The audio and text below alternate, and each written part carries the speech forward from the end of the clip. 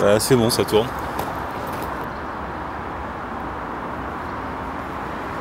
Tu penses quoi de la série Dawson? J'ai aucun avis sur la série Dawson parce que je me suis jamais penché dessus. Et toi? Je crois que je l'ai vu une fois à la télé, sur TF1. Ouais, mais c'est pareil. Et non, pas pour moi. J'aime pas du tout James Van Der Beek. C'est dit. Tu crois que les parents de James Van Der Beek, c'est ceux qui ont inventé les crayons? Beek. Ok, marche pas cette blague car je crois pas qu'il s'appelle Van Der Beek. Il s'appelle Vanderbilt. Non, c'est Van Der Beek. B-E-E-K. Ne remets jamais en question ma connaissance des noms des acteurs. J'ai confondu avec... Ne remets jamais en question. J'ai confondu avec autre chose. Ne remets jamais en question. Qu'est-ce que tu penses du retour de Dan Harmon dans Community? Re-aimé comme avant, comme quand j'étais trop amoureux de la série. Quoi, je t'entends pas? Ah, d'accord. Non, ils ont pas appris de leurs erreurs, donc ça sert à rien. C'est juste un peu... C'est clairement mieux que que les mecs ont fait En saison 4, oui. Saison 4, mais ça reste le Community moyen. Ça reste inégal. Bah, je me souviens de Dan Harmon qui dit on fera moins d'épisodes concept, et en fait il n'y a pas, quasiment pas un seul épisode de la saison 5 qui est pas un épisode concept. Quoi. Et on en a écrit qu'un dans la saison 4. Mais alors pourquoi il nous fait chier? Moi je propose qu'on n'en parle pas. Moi je trouve que c'est une comédie divertissante cette année. Et il faut qu'on arrête de se branler dessus. Si elle est annulée dans 3 semaines. Il y a encore des gens qui se branlent dessus? Ah bah il y a des gens qui se branlent dessus mais d'une force. C'est vrai? Il y a vraiment plus de raison. Si elle est annulée dans 2 semaines, là je... Voilà. Si c'est le cas, j'espère que le dernier épisode sera... Il y aura une finalité si tu veux. Mais si elle est annulée, il n'y aura pas 6 seasons in a movie. Qu'est-ce que ça nous apporterait une saison de plus et un film? Je sais pas. Surtout que là, ils ont remis les personnages dans un... Tu sais, il y a un cadre, genre, maintenant on va résoudre les problèmes de Grindel et on est prof. C'est les deux raisons qu'ils ont. Sauf qu'ils ils l'ont exploité une fois, on va résoudre les problèmes. Et Jeff, il a été prof pendant un épisode. Ils ont laissé tomber? Bah, il est toujours prof, mais On le voit pas. on le voit pas être prof, quoi, alors qu'il y avait moyen de faire des trucs avec ça. Pareil, Mike de Breaking Bad, il est là. Je trouve il est sympa, parce que j'aime bien cet acteur et tout, il a des intrigues sympas. Mais tout le focus est mis sur lui, parce que clairement, ils ont plus rien à dire sur Shirley, Annie et Britta. Ils ont encore 2-3 trucs à dire sur Jeff et Troy. Troy est parti. Jeff et Abed. Et du coup, ils mettent tout sur Icky, là, Mike dans Breaking Bad, on va pas... Voilà. Sauf que y a pas trop de concept, parce que on voit pas non plus le prof, on voit juste il est là, quoi. C'est gratuit. Ok. On fait ça, on fait des trucs intéressants, et puis on fait tout. Bien sûr, on fait des épisodes avec des zombies. JB, je peux t'arrêter 2 secondes? Je fais l'effort de parler fort, je trouve que tu fais aucun effort. Ah, ok. C'est parce qu'on parle spontanément, il n'y a pas de... Mais si on nous entend pas, qui ça? l'enjeu c'est... Moi je t'entends. Les 40 visiteurs sur YouTube. Parce qu'on est filmé? Parlons d'une série ancienne que tu aurais vue et qu'on pourra parler. Friends, pour ou contre? Trop tard.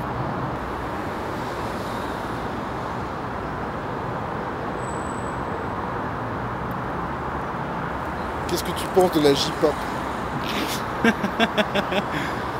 J'ai aucun avis sur la J-pop.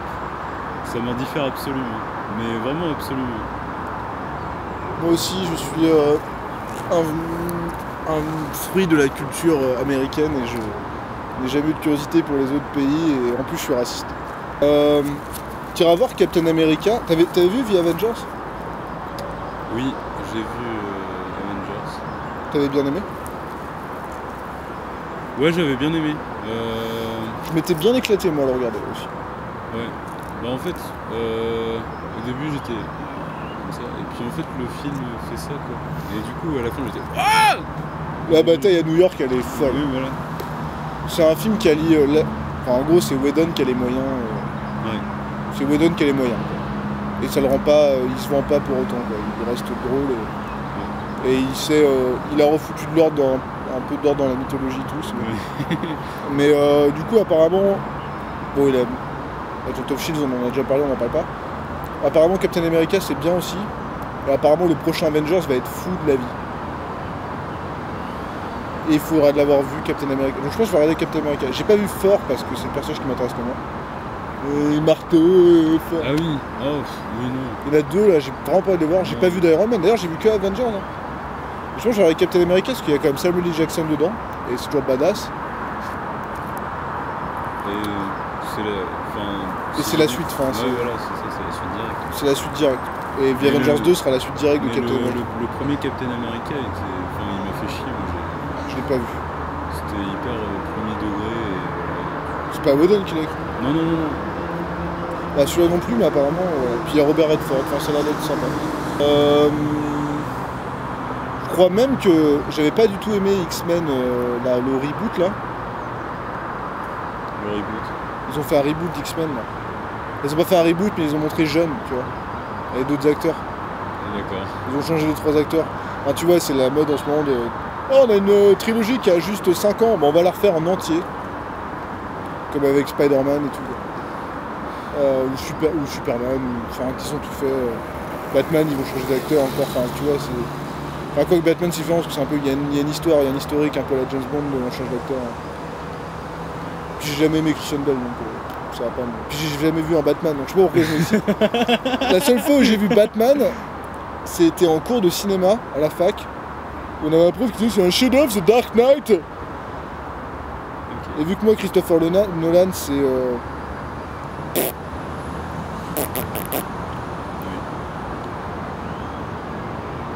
aussi. C'est aussi mon avis sur Christopher Nolan. Voilà. T'as regardé la vidéo Team Logan 2 ? Oui. Quel est l'avis de JB et Dylanesque sur on peut Christopher Nolan ? Il s'est écrit, ça va être écrit en bas sur votre écran. Quel est leur avis ? Hein ? Oh ! Yes ! Ou. Voilà.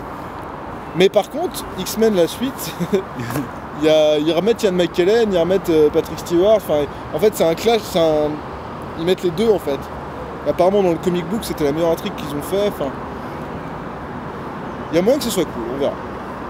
Moins cool que The Expendables 3, mais tu sais qu'il y a Kelsey Grammer dans The Expendables 3, alias Fraser, qui joue un badass. Ça va être drôle. Qui joue un badass, non ? Enfin, qui joue un rôle. D'accord. Je crois qu'il a un rôle de méchant. Hein. Après, c'est peut-être un genre un méchant scientifique, tu vois. C'est pas genre un méchant jeu. Un méchant psy. Lance un débat, JB. À propos des films Marvel, est-ce que tu as déjà été lecteur de comics ? J'étais lecteur de comics pendant une période de 2 mois. Quand j'ai vu le X-Men 2 de Bryan Singer au cinéma, j'avais 12 ans, 13 ans, et j'achetais pendant 2 mois, tous les mois, donc j'en ai acheté, je crois que j'en ai 2. J'ai acheté les... J'ai acheté le mensuel et du coup... J'ai acheté les X-Men et Bureau de Tabac. Et après c'était tellement cher que j'ai arrêté. À l'époque j'avais pas trop d'argent, j'avais 13 ans, j'étais moyen. Pareil, j'ai eu plein de petites périodes très courtes où j'ai une période très George Lucas, très Star Wars aussi, où j'ai acheté aussi Lucasfilm Magazine, où j'étais à fond là-dedans. J'ai eu ces périodes-là aussi, à peu près aussi. Bah, au moment où est sorti l'attaque des clones. Oui, voilà, c'est ça. Intéressé ou pas par la suite de Star Wars ? Ouais, je suis curieux. Ouais. Je suis curieux aussi. Par contre, J.J. Abrams... Ben, j'ai vu ce qu'il a fait, enfin j'ai vu le premier T'as vu les Star Trek le premier reboot de Star Trek et je me suis fait chier et il a pris les pires acteurs de la télé américaine, il a pris Zachary Quinto. Voilà, par exemple, et c'est chiant et enfin c'est comme... L'asiatique dans Gohan. Oui. Désolé à tous les asiatiques. De Gohan. John Cho il s'appelle. Ouais. Et comment dire, James Vanderbeek, non ? non, Vanderbilt, non. Oui, alors il a trouvé un moyen assez rigolo de pouvoir réécrire la mythologie sans trahir la série de base, mais à part ça, c'est sans intérêt, c'est chiant. Apparemment, le 2 est. Ah. D'accord. Et C'est des c'est préjugés. très mal dosé. Tu sais, ils essayent de mélanger les tons et tout, mais en fait, il y a juste un personnage rigolo et les autres sont hyper premier C'est degré. Abrams qui fait du Whedon, mais qui n'y arrive pas. En gros, Star Trek en même temps, c'est relou. Hein. ben, du coup, après avoir vu ça, j'ai jeté un œil à la série originale et ouais, Ça dépend, ça doit dépendre des générations, ouais. des séries quoi. Apparemment, Voyager ou Deep Space Nine, c'est vachement bien. Moi, faut que je me mette dans Babylon 5, absolument, parlant de SF. Et la semaine dernière, je te disais que j'avais repris Battlestar, mais en fait, j'en ai pas vu depuis longtemps, j'ai pas le courage. En fait, j'arrive pas à télécharger de bonne qualité, faut que je m'achète les DVD. Télécharger, je voulais dire les acheter en légalité sur internet.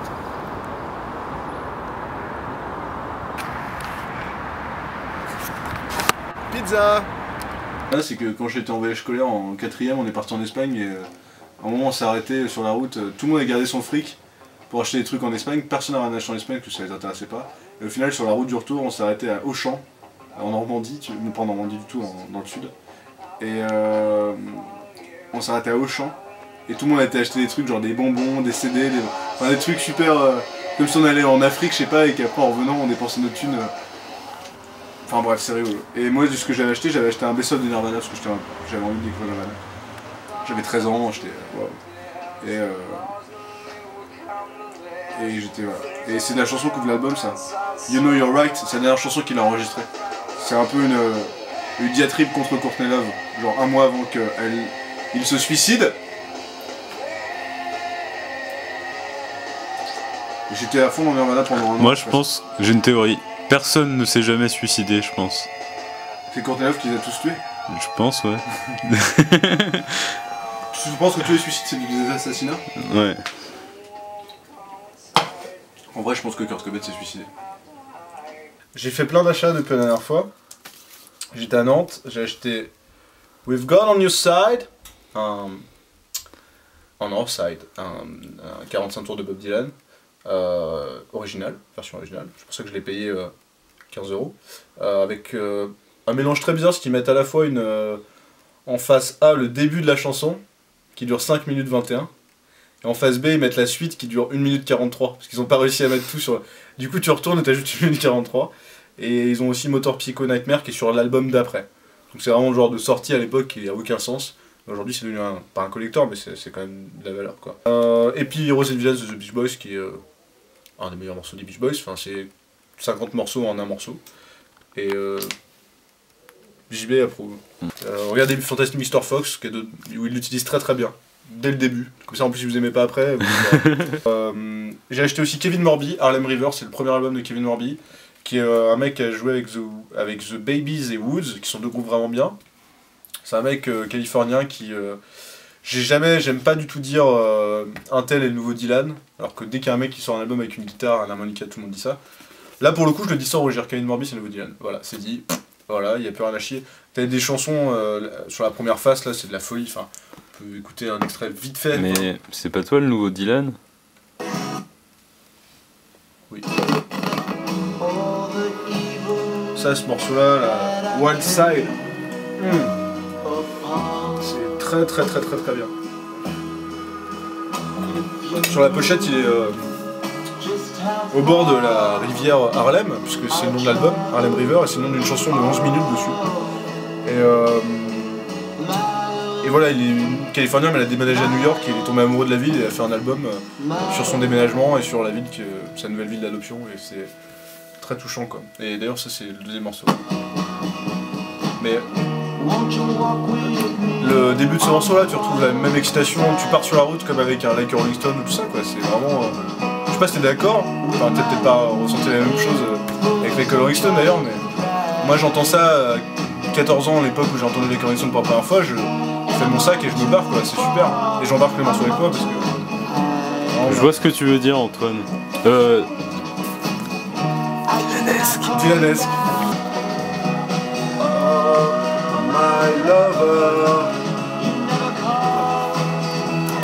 Et dans un style tout à fait différent, car beaucoup plus nonchalant et ce qu'on appelle un slacker en anglais, c'est-à-dire quelqu'un qui en a rien à foutre mais qui fait quand même des trucs bien. Qui fait des trucs bien sans en avoir l'air. Mac DeMarco, Salad Days, c'est son 3e album en 2 ans, plutôt cool. En même temps le mec il fait des morceaux de 2-3 minutes, toujours la même chose, mais ça marche toujours, c'est le Jonathan Richman de notre génération, dans le sens où il est... faut que j'arrête de comparer tout le monde, mais c'est comme ça qu'on parle de musique en même temps. Ce morceau là il est fou, il est vraiment cool.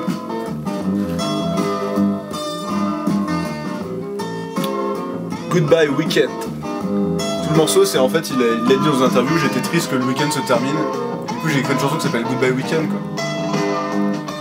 Et c'est vraiment sympa et c'est tout à fait lui, tu vois sur sa pochette avec sa copine, ils sont contents. Ça c'est son appart quoi, ils sont vraiment contents quoi. C'est un mec comme toi et moi qui fait des petites chansons sur la vie.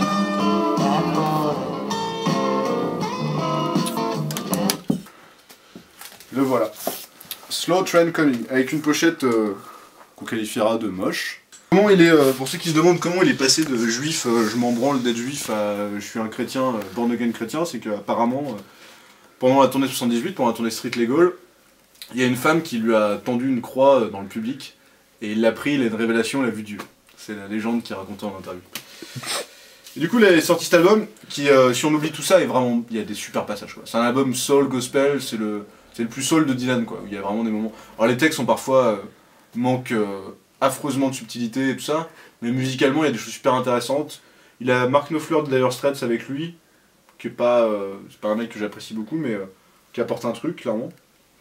Il est très produit cet album, et t'as des trucs prêchi-prêcha, genre Go to Serve Somebody, Gonna Change My Way of Thinking, il y a des trucs sexistes comme Do Right to Me Baby, fais-moi du bien bébé. Voilà. Il est... Faut imaginer, en fait je l'aime beaucoup ce morceau parce que j'ai aimé les versions live et je suis revenu à l'album. Et il est vraiment en mode, faut l'imaginer avec les choristes derrière, les choristes black, sachant qu'il y en a une qui était sa femme, il y en a une qui était son amante et il y en a une qui était son ex. C'est ça aussi qui est bien, il y a des bouteilles de whisky derrière et je sais pas d'où il était un peu sous coke.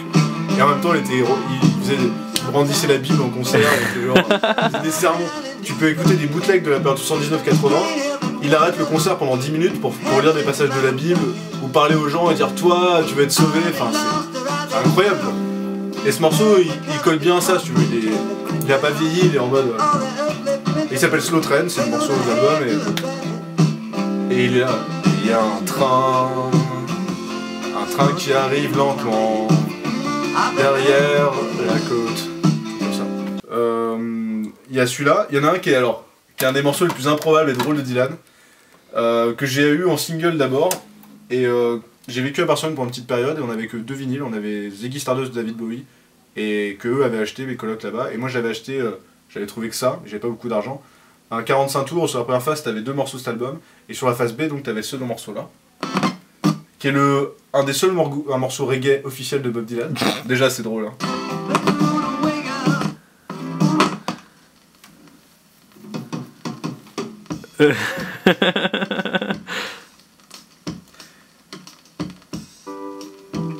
Et ça s'appelle Men Gave Name to All the Animals. Et en gros, il raconte l'histoire de comment Dieu a donné les noms aux animaux. Le premier chapitre, genre, il a vu un animal ramper par terre et il a décidé de l'appeler un serpent. Il a vu machin. Il y a genre 4-5 animaux, tu vois. Et il fait tout c'est un texte de comptine en fait. C'est vraiment une comptine pour enfants. Mais le refrain est très bon. I think I call it a bear.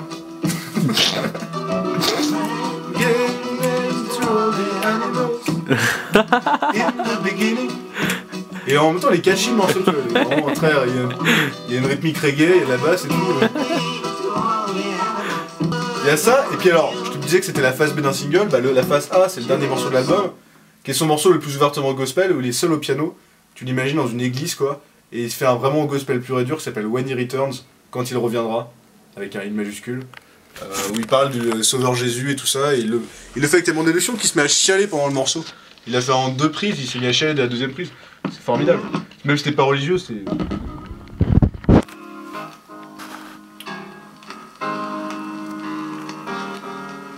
Et ça suit directement le morceau d'avant, enfin, c'est complètement fou.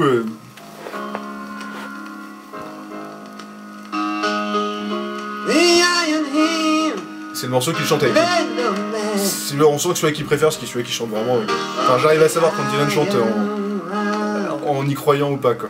Je le connais assez bien pour ça.